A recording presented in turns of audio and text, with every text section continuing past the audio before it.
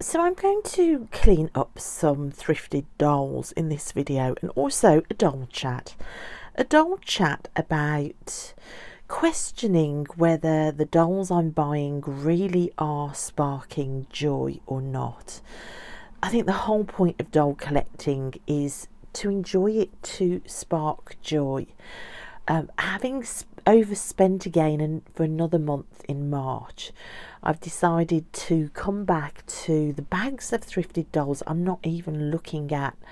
There needs to be, I think, for myself, talking about my own personal collection, a bit more questioning about what dolls I'm bringing in.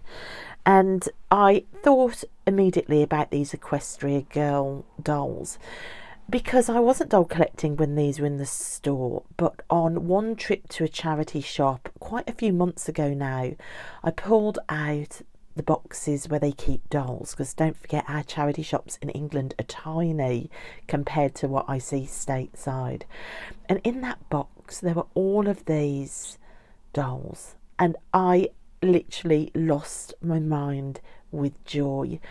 I think of all the ranges, these dolls, even though they were filthy with tangled hair, it was very immediately obvious to me that this is a range of dolls that sparks immense joy for me. And out of all the dolls that I've been wanting to sort, I keep thinking over and over and over about these Equestria girl dolls.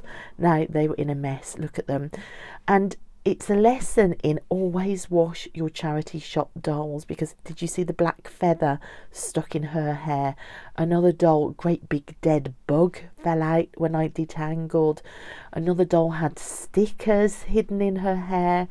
Honestly, you think they're relatively clean, but you start undoing hair and washing, and oh boy, it's a different matter. So I spent one evening before I went to bed just washing these dolls, getting all the old hair ties that had been used out of their hair, making sure they were super clean, super detangled, and I loved it. I loved every minute of it. Having been a inbox collector all my life, to suddenly unbox or thrift dolls and to wash them, oh my gosh, it's such a joy.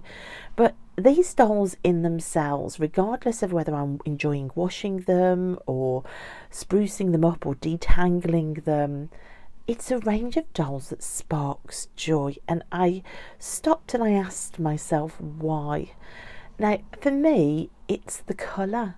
I am a visual artist, I'm a visual being, and I just love colour. I spent over a decade dyeing my hair rainbow, and I do miss it. I'm trying to grow my grey out, but I'm wondering whether it's for me, and the colour in these dolls and the rainbow hair colour, it's beginning to dawn on me that is something in a doll collection that I really love. It's a chance to have the joy of interacting with colour. So for me, I really have started to think about what sparks joy. Also thrifting dolls, finding a doll that needs detangling, that needs saving, that needs washing, and doing that. That for me sparks joy as well. I think I am always somebody that will back for the underdog, always. And for me, thrifting dolls feels like that. There is a connection there. There's an energetic connection to these dolls. So I think moving forward, I'm going to be really questioning, does this doll spark joy, before I bring anything else into my collection. I think this last year and a bit I've just gone crazy. It's the excitement of coming back to collecting after a 20-year break, and I think that's really normal. I know when I first discovered tarot, I did the same thing.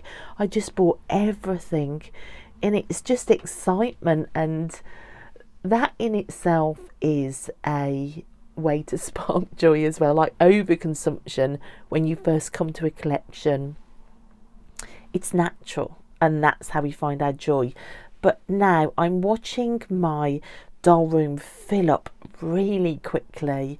The shelves are getting crowded. That doesn't spark joy for me. I don't want my shelves to be overcrowded. I've realised that that might be why I'm putting off unboxing some dolls, because I like my doll room to look more curated. So washing these Equestria girls and also these little minifigures that I found, it's really started to push me into a new phase, I think, of doll collecting. The initial excitement of being new back in the doll collecting space is gone, and I'm beginning to question more, and I think that's really good. So I ended up washing all of them. Oh my gosh, what a joy it is. I left them out to dry overnight and I went to bed really questioning what I'm going to be doing next in the doll room. Look, I noticed that there were dolls even all the same. I didn't even realise I'd got the same dolls when I bought them. Mind you, these dolls were only, I think they were 20 pence each, so it was a really amazing find. Here they all are. What I've done, I am going to use this bookcase in the window for them, because the gaps between the shelves are not tall enough to take a Barbie sized doll, but it's just perfect height for these Equestria girls, and they're still not quite dry. I thought I'd put them on stands to finish drying, but they are all detangled and super clean. So does this spark joy for me? Absolutely. So like I said, it's the saving of a doll.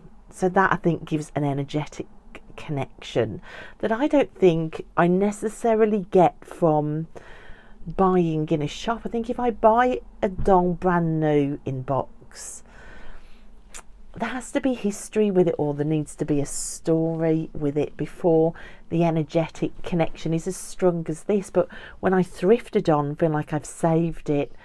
Yeah, it's there immediately, and so I love that. The colour, so I think colours are going to be really important for me. Also, these dolls were like 20 pence each. It was just such a good bargain.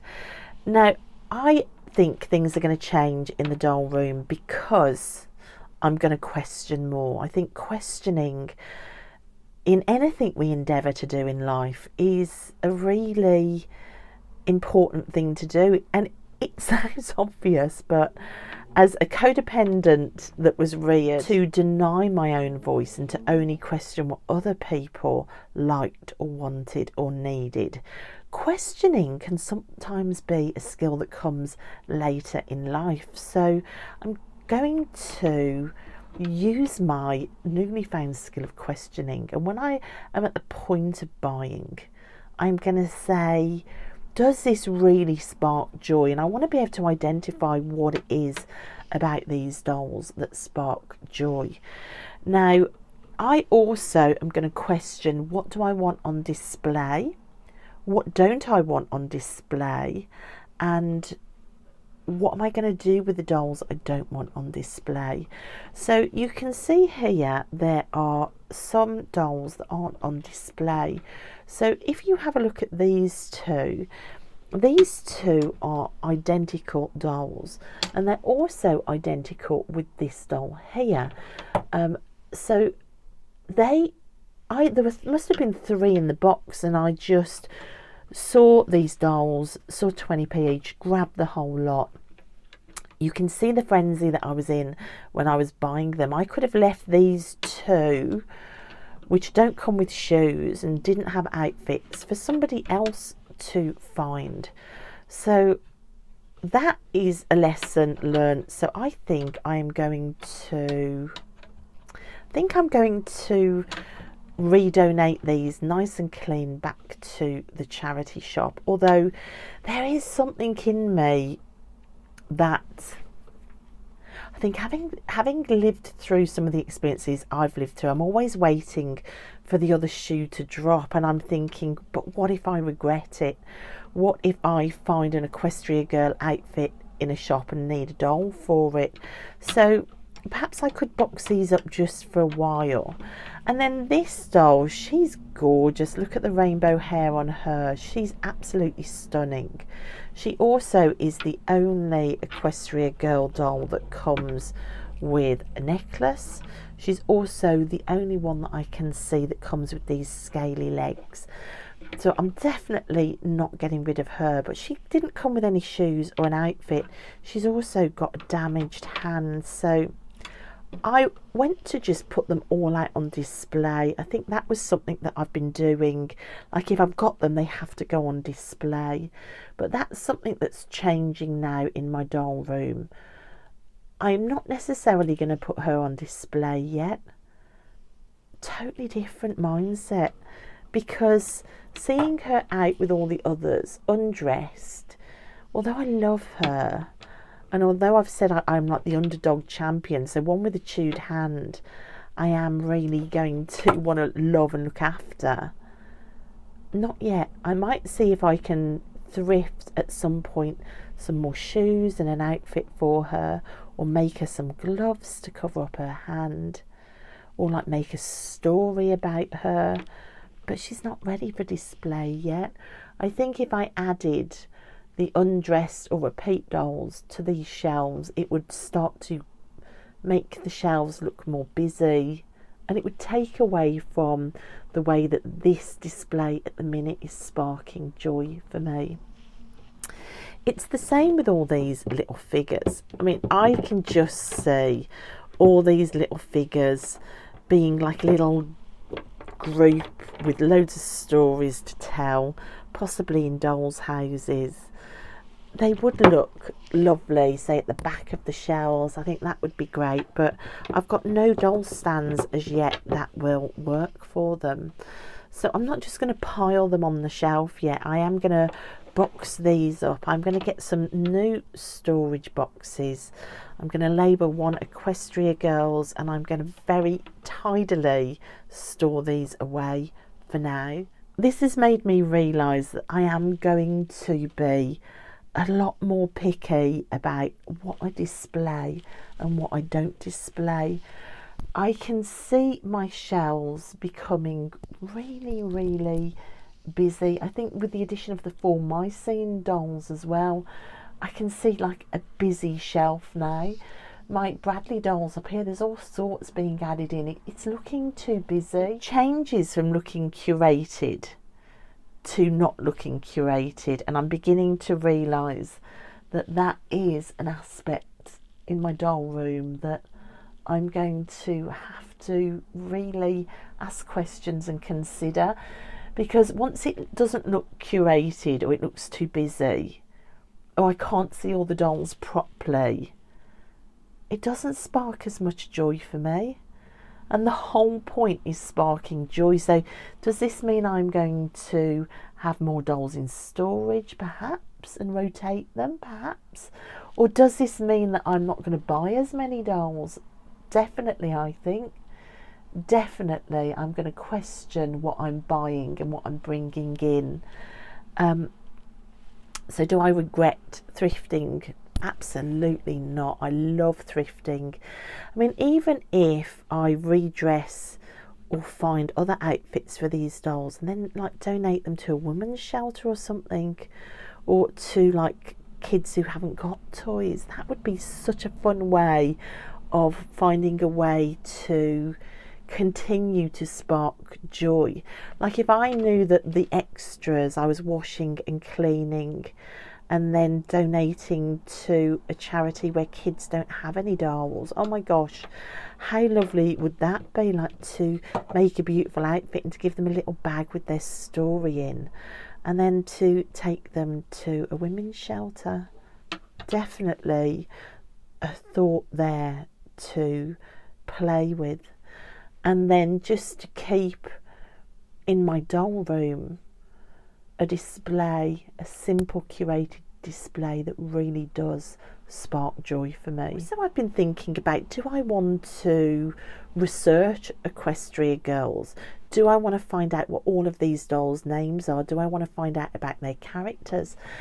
Do you know what? I don't think I do, because I know that if I go down that rabbit hole, I'm going to see other dolls and I'm going to get some knowledge in my doll knowledge banks, and it's going to create a desire to go shopping, and I don't want that desire.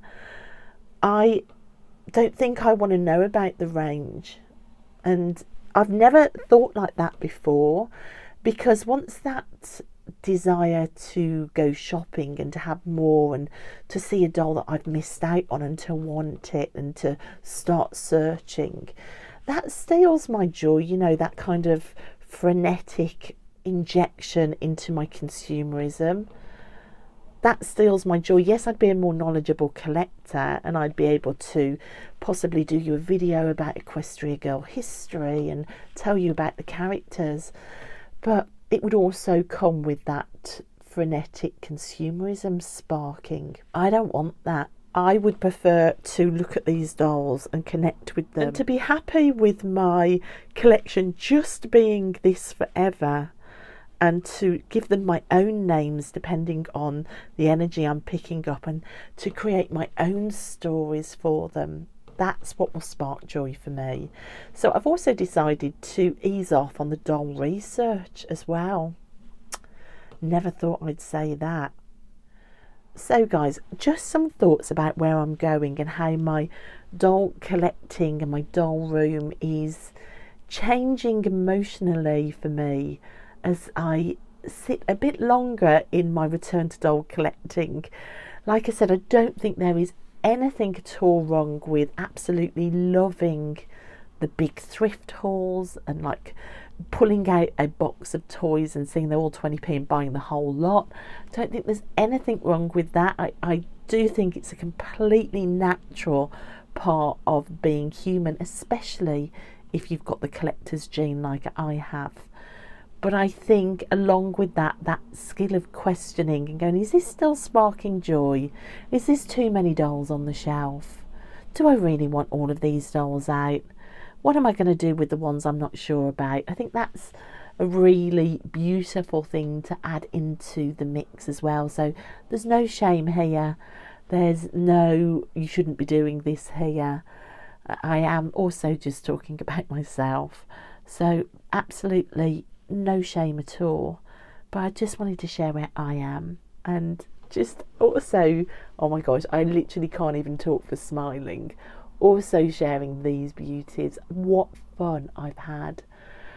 So somebody requested I did a video showing a cleanup of my dolls. So this is it. I'd actually started filming the washing when your comment came through, so thank you so much for watching and commenting and interacting with me. I hope this is the type of thing that you were talking about.